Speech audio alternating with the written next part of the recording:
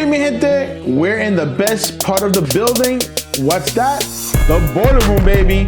So right now we're working on an oil-fired boiler. That's right. It's a Carlin 702 CRD is the model of the oil burner. And we're working on an H.B Smith cast iron boiler. It's a 9-section boiler. It's a 19A series 9-section boilers. Everything information on the boiler. So again, H.B Smith 9-section 19 series boiler with a Carlin 702 oil burner. So we're changing the AR kit. Like I said, this is what the old one looks like. You guys can see. I mean, it's leaking too, so we're gonna change it. But I want to show you what it looks like on the burner. So we're changing this contraption here. It's a 2-pipe system. All that means is the supply, oil supply, and there's the return.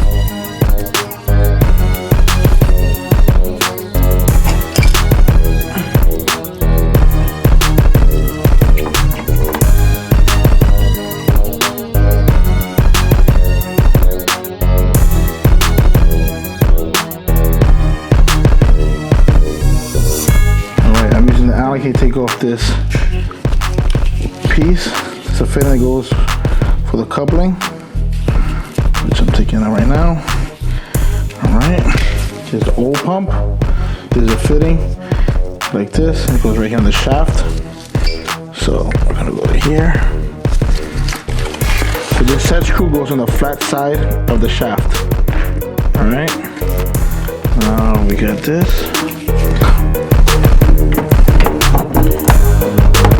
Something like that.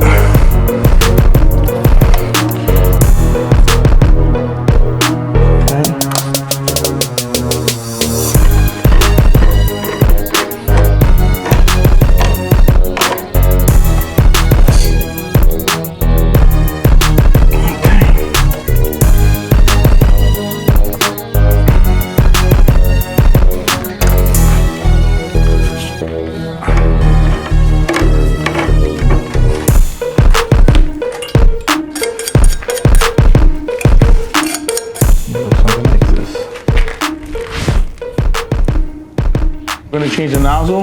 This is what the factory setting wants. A 6-gallon 60P. Do something like this.